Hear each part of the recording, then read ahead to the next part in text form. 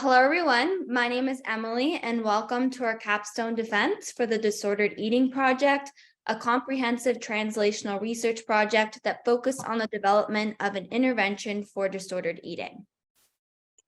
So behind this project, we have a powerful team filled with an abundance of perspectives and expertise. Alongside myself, I have my teammates, Lexi and Lance, who you will hear from throughout this presentation. And in the audience, we have our supervisors, Dr. Edyta Marcon, Dr. Joseph Ferenbok, Dr. Allan Kaplan, and our advisors, Dr. Anita Federici, Emily Tam, and Sandra Palmaro.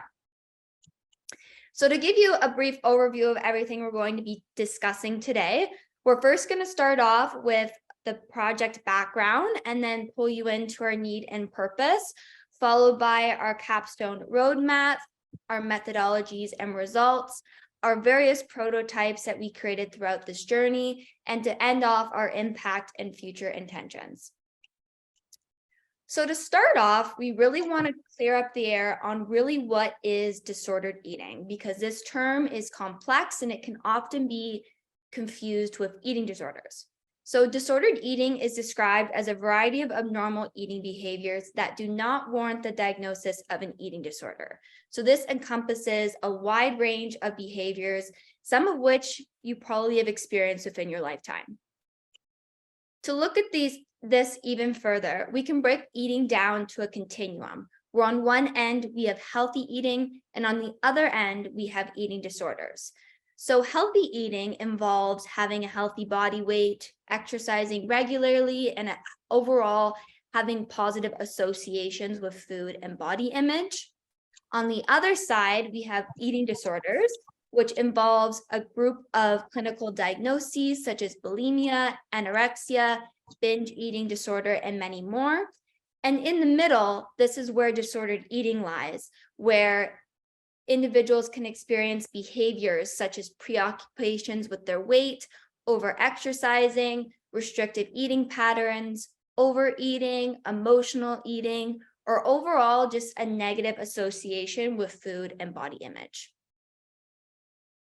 So you might be asking yourself, how are these two really different if the behaviors kind of sound the same? However, there is one clear difference.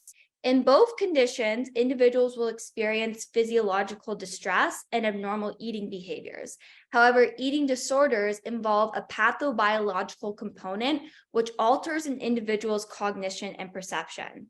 So as such, these are psychiatric illnesses that are clinically defined and diagnosed using the Diagnostic Statistical Manual of Mental Health Illnesses, also known as the DSM-5.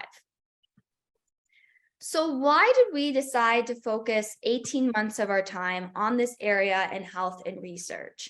So behind this project, all three members did not only experience disordered eating for themselves, but we found it to be becoming much more of a problem amongst the people around us. Since the increased reliability of social media and other influential factors, we found that it was becoming a much more common issue, yet nothing was being really done about it. As we dove more into our research, which we will elaborate throughout this presentation today, however, I'm going to mention a few key points here. We found that there were some contributing factors that validated our drive to execute this project. And this included minimal education, minimal interventions, or even any at all, lack of clinical recognition, and many more. So one thing that is particularly of focus within translational research and is clearly defined within this program is identifying needs to understand problems and thereby drive innovation. So within this area, our team focused amongst these three categories and really broke down the problem into various parts. So we first have our current state, which is where we are currently. And this can be described as having no means of care, a lack of knowledge and awareness, a lack of clinical recognition, and a high rate of occurrence. If we go to the other side, to the desired state, which is where we want to be, this would be a place where there's knowledge and awareness, a reduced occurrence, and overall an improved quality of life. Now, what's keeping the two from us getting to this desired state and not bridging this gap is this problem. And as a team, we identified this problem to be that there is a lack of education and support for individuals who exhibit disordered eating. And so this brought us to our need, which is to educate and support individuals with disordered eating to improve health outcomes. So to take our need and put it into action and develop a real tangible outcome, we identified our purpose for this project, which was to develop an intervention that will provide education and support for those struggling with disordered eating. And so how this looks within the Toronto Translational Framework, which is a guide and set of practices based on experimental learning methods, also known as learn by doing. Our project laid within the abstract and experimental stages, where new ideas were created and then translated to design and create a prototype. While keeping in mind the ideate and translate principles of our framework, we created a project roadmap and we internally used it as our project timeline. As you can see along the roadmap, we have 4 main stages, which are highlighted in blue. And then in between these stages, we created different prototypes. You can see that these are highlighted in dark purple. A roadmap can be used to understand the methods and research conducted throughout our project. As I said before, we created 3 different prototypes, and all of these 3 prototypes were based on data that we collected through different parts. Our first part was a needs validation, which we can further separate into a literature review, stakeholder analysis, and market analysis, and I'll get more into that. After this, we were able to create our first prototype. Then we completed part 2, which was a survey, and it allowed individuals who self-identified as someone living with disordered eating to be able to understand what was actually wanted from them within a web app. This allowed us to create prototype 2. Then we did user functionality testing, which was part 3 on our prototype number 2, which allowed us to further refine and evaluate and end with our final prototype, prototype 3. So as I said, the first part that we did was the needs validation. So I'm going to look more into the literacy review, the stakeholder interviews, and the market analysis we conducted. So to identify the gaps and needs within the disordered eating field, we began our capstone with a comprehensive literature review. In this review, we really distinguished an eating disorder from disordered eating, and it made us target down our want to and interest into disordered eating.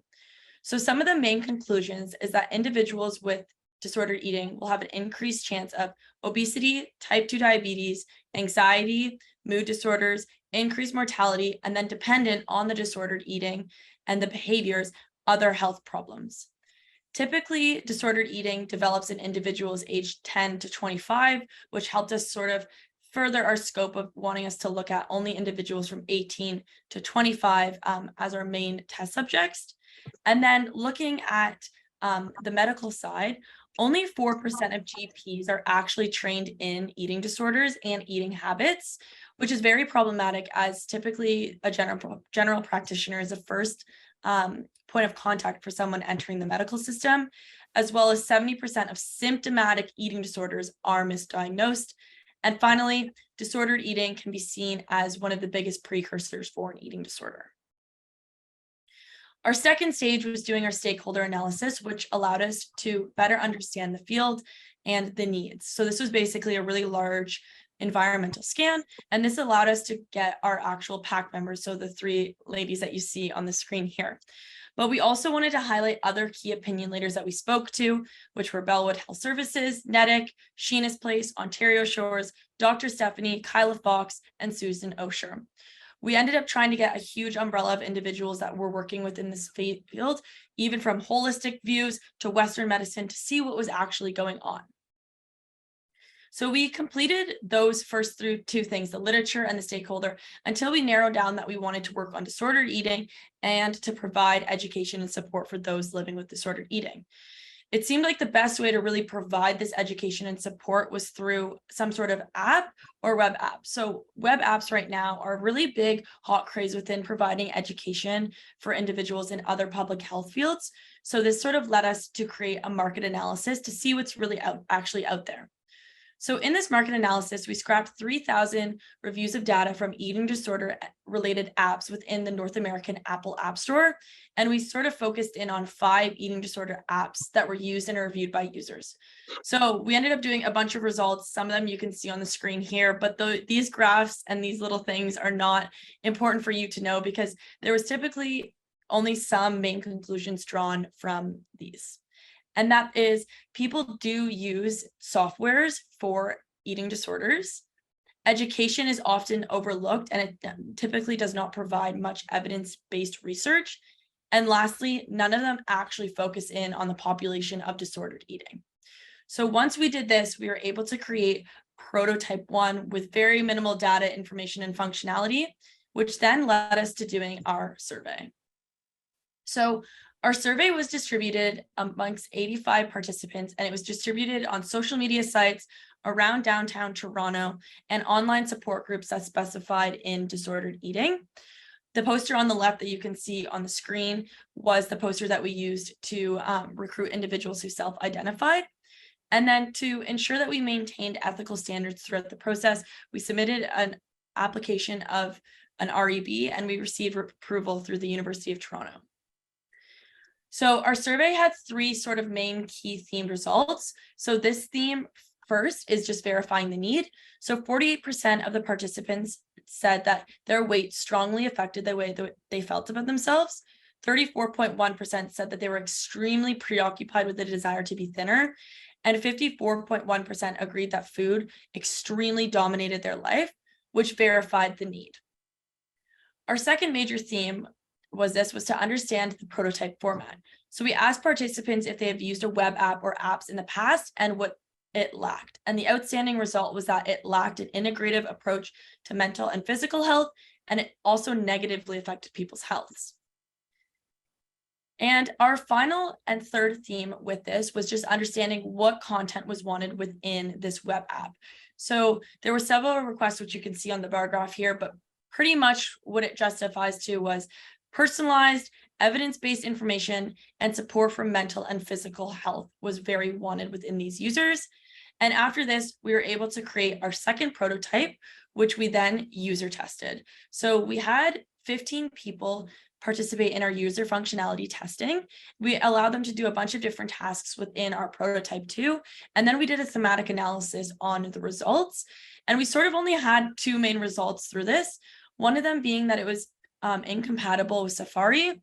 And the second being confusion with the homepage, where to go and what our app actually was doing. And then we took the results from this and created our third and final prototype. Now let's talk a little bit about our prototyping journey. So far, we've developed 3 prototypes, so let's have a brief look at all of them. We completed our first version in February, drawing from expert interviews and literature reviews. Initially, it was a mixed bag of different tools and ideas we thought might be useful. But over time, we refined it, removing unhelpful features and improving the remaining tools based on feedback. By April, we created the second prototype with user journal and support. This prototype has transformed from a hodgepodge of tools into a focused tool designed to educate and support people dealing with disordered eating. After that, we conducted several user tests and made improvements, leading us to the third and current version of the prototype with a new homepage, a new navigation, and an official domain name. In the market analysis we mentioned before, we found that user experience is vital for successful digital health too. As user-facing platform, cohesive and predictable interface not only enhances user experience, but also fortifies the brand's identity. In order to create professional user interface, Emily took a branding and consumer behavior election from Roadman Business School, and we also outsourced to a professional designer to guide us. Starting from our second prototype, we solidified our branding by finalizing our logo and color palette and implementing a design guide. This ensures a consistent user interface across all the future updates. Our latest version of prototype is online now, and you can try it by scanning this QR code or visit www.myeatingjourney.com. In order to use this journal section, you have to log in with a Google account or register a new one. Now let's have a brief look at this platform together. Our current prototype has three major sections. First is the learn section. This is an area that provides users with evidence-based knowledge about disordered eating, nutrition, exercise, and psychological aspects of eating disorder. This information is crucial in empowering users with the understanding needed to manage and overcome their challenges. Second is the journal section. This is a private space that user can track their personal journey, and it is subdivided into three parts: diary, goals, and my thoughts. In the diary subsection, users can record and organize their daily experiences and emotions.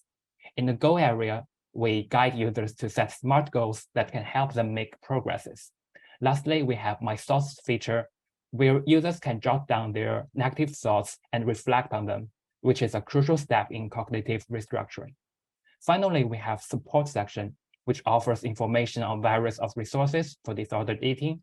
And we also link to the NADIC, which providing users access to helplines and further valuable information.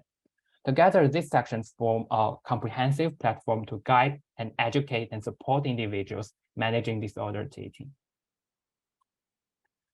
We've come a long way on this journey. So what is the meaning of this project? First, digital mental health tools are a popular research topic these days and helping people with self-monitoring, education, and treatment. There's a lot of research on this area, yet there's not much on using these tools to help people with disordered eating, which according to our background research, is an area where digital tools have a huge potential. Our project is stepping up to fill this gap and see if such tool can really work. Our project also provides a useful tool to guide, educate, and support users throughout their eating journey. To make a real impact, we focus on 5 critical goals. First, a tool should answer a need of people. And second, it needs to address a void in the existing tools. Our research and user survey have confirmed the need of this type of personalized digital tool. As an educational resource, the app's content must be accurate and evidence-based, which we have spent a lot of time and effort in. Finally, the tool should be engaging and easy to navigate, and we've put a lot of effort into making a clean, intuitive, and attractive design. And we are committed to continuously improving this. Now what? What's next? We weighed options like partnering, collaborating, or transferring this project, but we chose to hold on to it, which 3 of us planning to keep working on this post-graduation. Why do we make this decision? One of the biggest rewards of this project have been our growing understanding of disordered eating. We've listened to various viewpoints, expert advice, and a lot of feedback from our user testings. This understanding is now a part of core of this project. And to build something truly helpful around disordered eating, which is a fairly new concept that is still forming, we believe that we are the best ones to unlock the full potential of this project. So for now, we are sticking with this project, but if it gets too overwhelming in the future, we will rethink and consider other paths. As we decide to continue this project, we will improve our platform further. We plan to create an automated user data channel, as this figure shows. We will collect user data with analytical tools like Google Analytics, and then categorize users into different groups based on their behaviors, such as frequent users, one-time users, occasional users, and automatically send them surveys so that we can get a better understanding of how our web app is working, if it works, and where we can improve to make it better. Before we expand on our user base, we will also have to improve the database security to protect the sensitive user information and ensuring this data is stored safely and shielded from hacking. Last but not least, we are planning to publish a study based on this project. It sounds like a lot of work, and it is beyond the scope of this particular Capstone project, but we know this is translation. It never ends because people's needs never ends.